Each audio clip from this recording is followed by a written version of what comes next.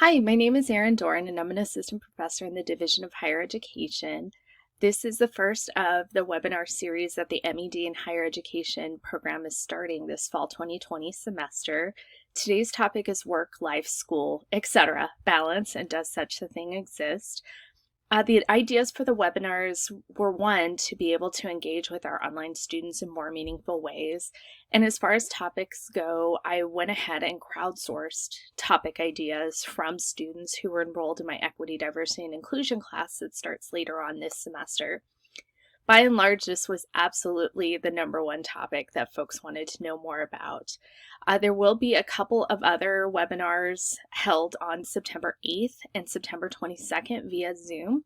If you have any questions or want to find out more about how to participate in those, you can email me.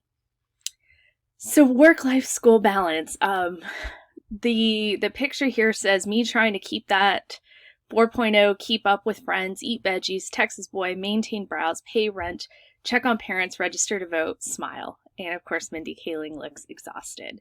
So starting graduate school can be a really great journey, but it can also be one that requires a lot of balance and shifting, etc. And so hopefully this webinar will give you some ideas on how to keep things manageable for you and how to maintain your various dimensions of health and wellness.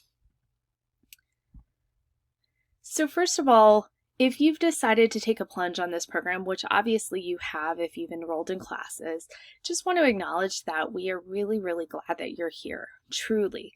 Knowing that there is so much going on right now with the COVID-19 pandemic, as well as the ongoing struggle for racial justice, the economy, knowing that there's an election coming up in a little bit less than 2 months or around 2 months, we know that parenting, being a caregiver, working full-time, all of these different things means that graduate school is just being added on to all of these other parts of your life. And we acknowledge that you are whole people and you live whole lives.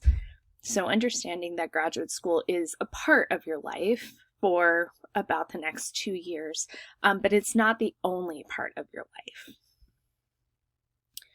And so, something that I like to start out with and really talk to students is just the acknowledgement that work, broadly defined, that can be your schoolwork or the work that you do to pay your bills, is always going to be there. And with regards to graduate school, there's always one more article to read, one more paper that you could maybe get a head start on.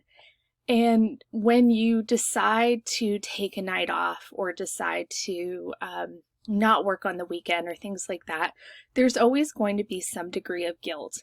And that's okay. As long as you are meeting deadlines, as long as you are remaining reliable, it's okay to step away and to refresh yourself in whatever ways nourish you and give you rest, etc. My philosophy as a professor is just understanding that my class is not the only thing going on in students' life. And so I want to be cognizant of that at all times and just be there to support students so that they can get this done and they can obtain that master's degree. The other thing that I think is worth acknowledging is the world is a really scary place right now. COVID-19 really is just the tip of the iceberg. For students who are also parents, you may be working with your students during online learning. If you're like me and you have older parents, there might just be this constant worry of what are we going to do if they get sick. Just all these different things. There's a lot of anxiety going on right now. There's a lot of research that's coming out about folks who are having weird dreams during COVID-19 or that mental health issues are being exacerbated in really profound ways, that everything that we're going through is a bit of a trauma. And so it's worth acknowledging that and knowing that There are things that we are just piling on top of each other that may be compacted or exacerbated. So some strategies that I try to help students with, or things that I've learned along the way, if you're a full-time worker, full-time employee, who is also trying to fit graduate school in, some strategies for being able to fit this and manage the various aspects of your time, especially with regard to work, is one, anticipating your workflow and knowing when the ebbs and the flows are. So I think that for me, for example, when I worked full-time during my doctoral program, I knew that summer was a dead time. And so summer was always a really good time for me to take extra classes if I could afford to do so, or to just work on extra projects or things like that, because I knew that the workload was going to be relatively minor. I knew that there wasn't going to be things like extra emails or just extra stress, extra meetings and things like that to worry about. And so to the best of your ability that you can take advantage of those ebbs in order to maximize your productivity in your schoolwork can be really good. Second, communicate your needs to your supervisors and colleagues when appropriate, and reciprocate their patience and their cooperation. What I really mean by this is that having a boss who is supportive of you can really make your life easier as you're trying to balance multiple things. And sometimes more than anything, the simplest but the most important thing that you can do is to really advocate for yourself in terms of what you need, whether that be the freedom to call in sick because you need to work on a paper.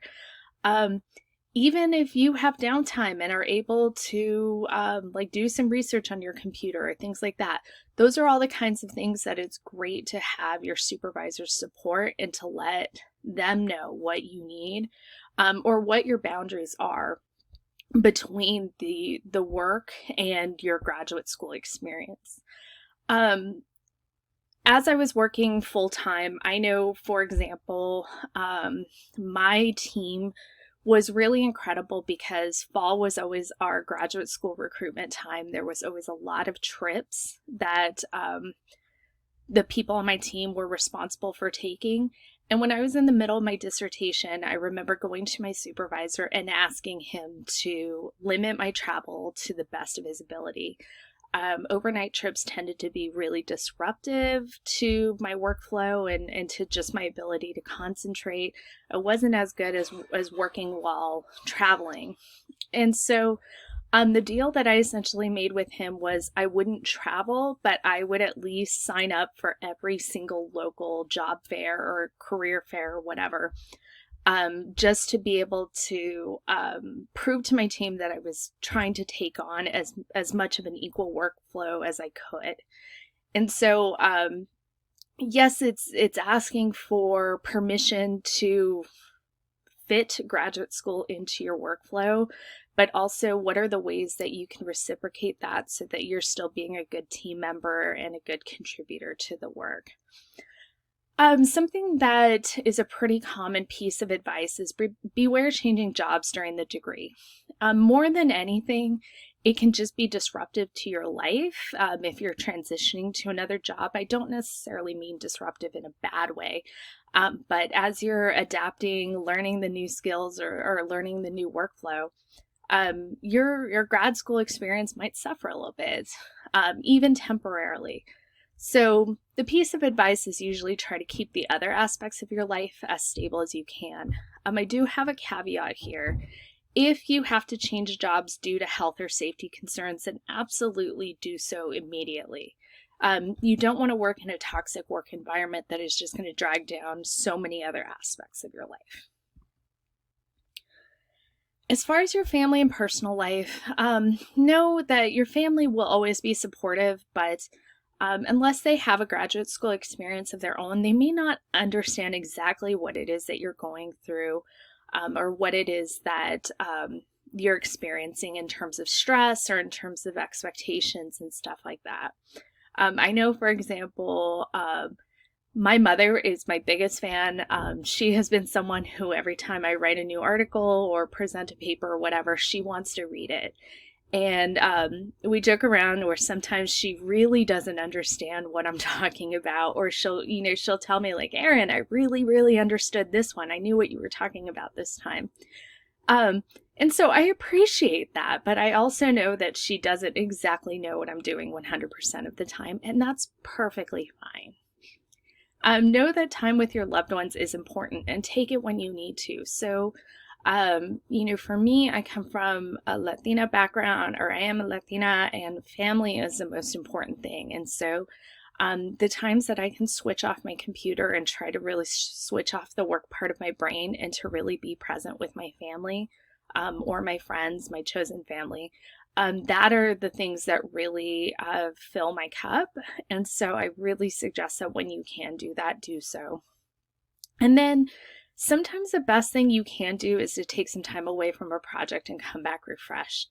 If you are up against a wall in terms of stress, in terms of mental block, emotional block, or whatever, sometimes taking that time, that personal time to go see a movie with a family member or go to a picnic or something like that is the best thing that you can do to take a pause, take a breather, and then to come back and hopefully have a new perspective. With health, get your rest, stay hydrated, eat your vegetables. I know it's all of these really basic things, but I know for me, getting my rest is something that when I am stressed out is the hardest thing to do. I tend to be a night owl, and so if I'm not careful, I can zone out in front of the TV when I'm relaxing and stay up until 1 or 2 o'clock in the morning.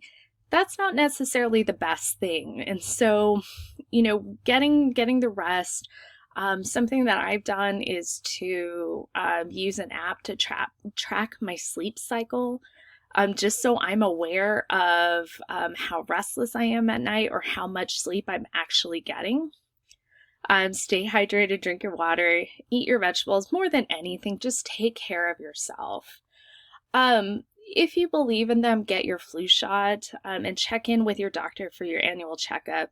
Essentially, right now with COVID, I know public health officials around the country are begging folks to get their flu shots just to try to mitigate the flu season in the age of the pandemic. And so if that's something that you can afford to do, or to check in with the Teelan Student Health Center on campus, or go to local flu shot clinics that may offer free or reduced flu shots, like, do it. It's worth it.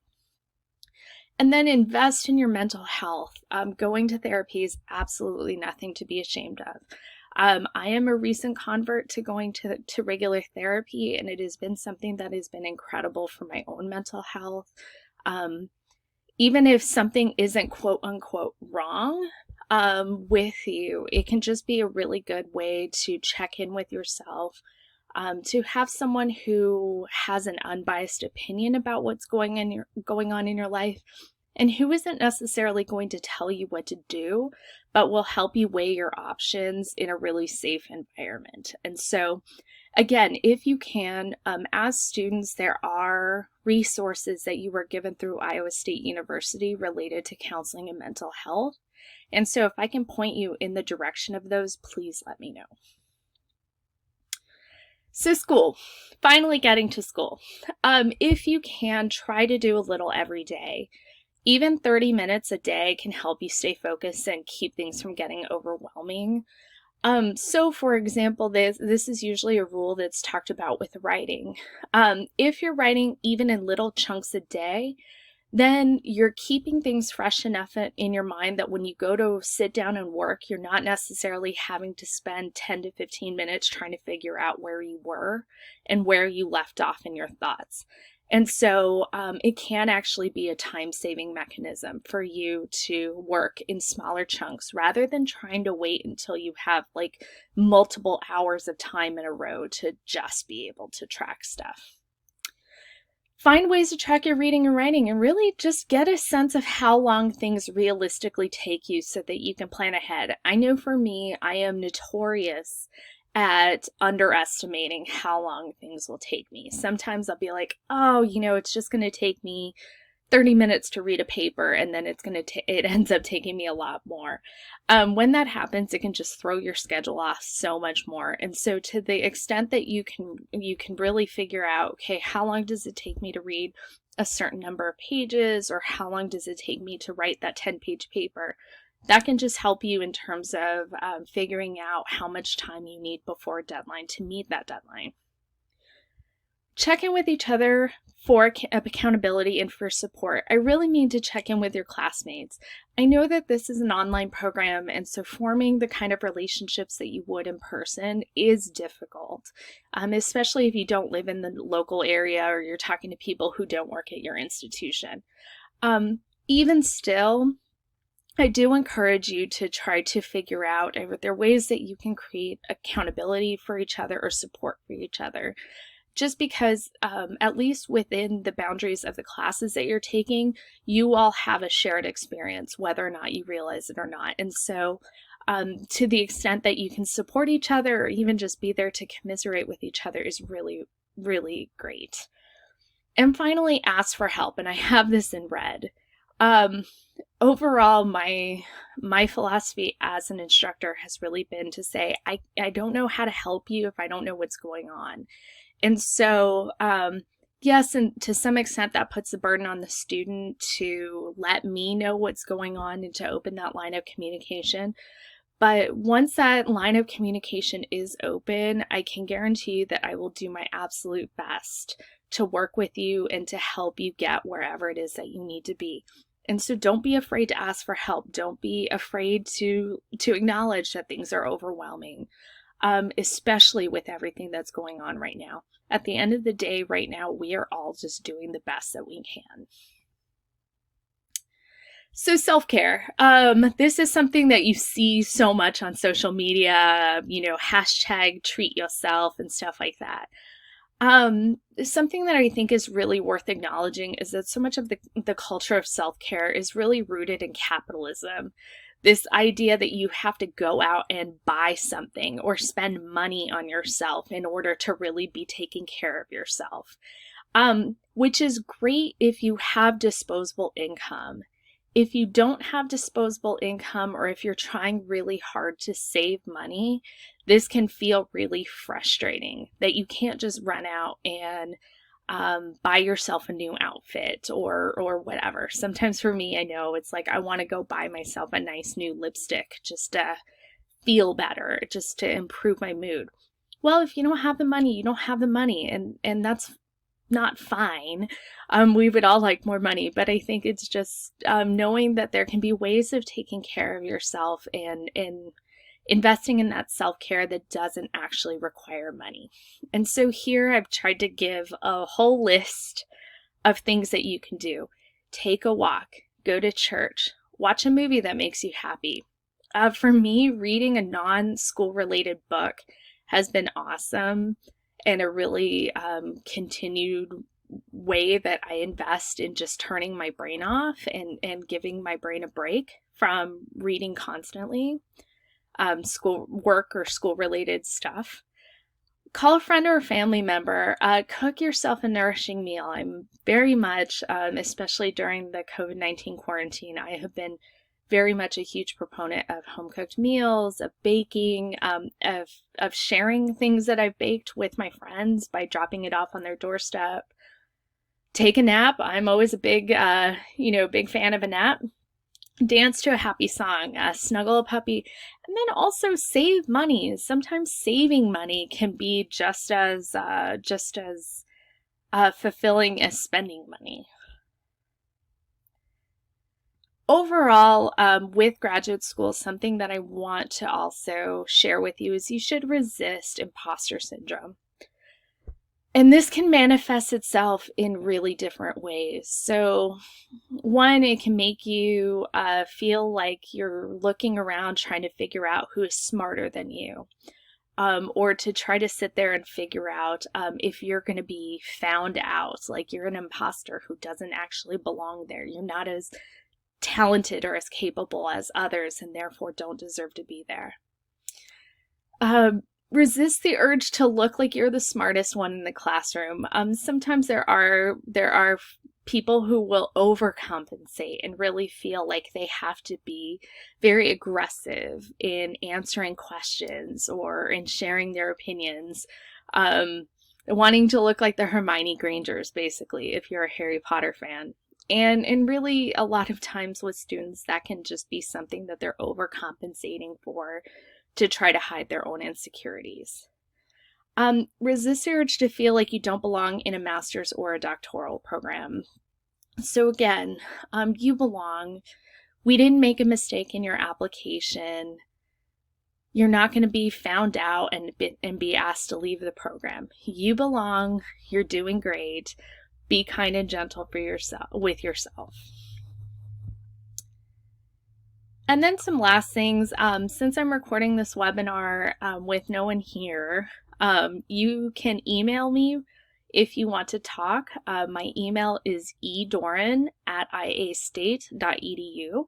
I'm also fairly active on Twitter, so if you are as well, my handle is there. And I will usually post different or tweet or retweet different resources for graduate students.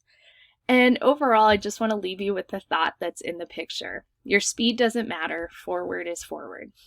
At the end of the day, it doesn't matter how long it takes you to get a master's degree, whether that be that you're an older student who's enrolled in this program, or you're a student who it might take more than 2 years to complete the program.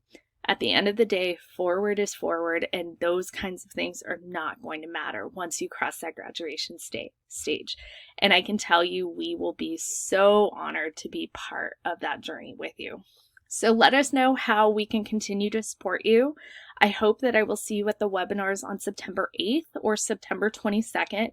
And in the meantime, if you have any questions, please feel free to reach out to me. Thank you.